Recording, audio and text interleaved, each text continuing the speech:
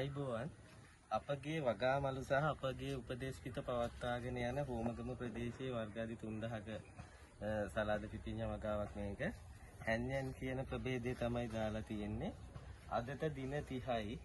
දින 30යි සාමාන්‍යයෙන් දින 30න් අද දවසේ කඩන්න පුළුවන් කරල් පිරීලා තියෙනවා මේ.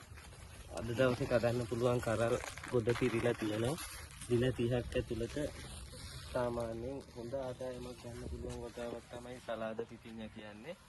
ඒකට අපි ප්‍රභාෂර ග්‍රෝ බෑග් එක නියමිතව හරියනවා. ප්‍රභාෂර ග්‍රෝ බෑග් එකේ සලාද පිපිඤ්ඤා වලට සතියට දින 3යි පෝර දෙන්න ඕනේ. දින 7ම දෙන්න අවශ්‍යතාවයක් නැහැ. අදු වියදමකින් ඔබට පේන ඇති දැන් මේ දින 30ට හොඳ වර්ධනයක් වෙලා තියෙනවා. දැන් මේකේ ගෙඩි කැඩුවට පස්සේ කප්පාදුව තමයි ඊළඟට තියෙන්නේ නේ. ගෙඩි පිරෙන්න තියෙනවා. මේ සාමාන්‍යයෙන් පළවෙනි මිල කිලෝ 350කට අධික අස්වැන්නක් ගන්න පුළුවන් මේ වගාවෙන්. මේ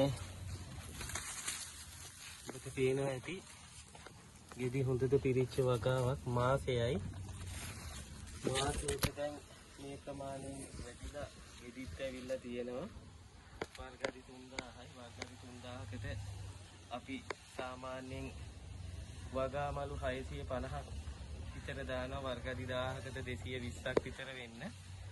මම හිතන්නේ නයිමිරිස් වලට සාපේක්ෂව සලාද පිපිඤ්ඤා අවදානම අඩුයි. ඒ කියන්නේ දින 30 28 30 යනකොට පළවෙනි අස්වැන්න ලබා ගන්න පුළුවන්. ඒක නිසා දින 90ක් 120ක් අතර කාලයක් තමයි සලාද පිපිඤ්ඤා වගාව සාමාන්‍යයෙන් පවතින්නේ. දවසක් කර දවසක් අස්වැන්න ලබා ගන්න පුළුවන්. මේක හොඳ ඒ කියන්නේ අවදානම් අඩු වගාවක් වශයෙන් තමයි මම දකින්නේ. ප්‍රධානම හේතුව අපේ කාබනික වගාමල්ල ගත්තොත් සතියට දින 3යි වගාමල්ලට පෝර දෙන්න අවශ්‍ය. දින 7ක් අවශ්‍ය නැහැ. ඒක නිසා අපේ ග්‍රෝ බෑග් එකේ තවත් ඔබලට ලාභදායීව මේ වගාව කරන්න හැකියාව පවතිනවා. බොහොම ස්තුතියි.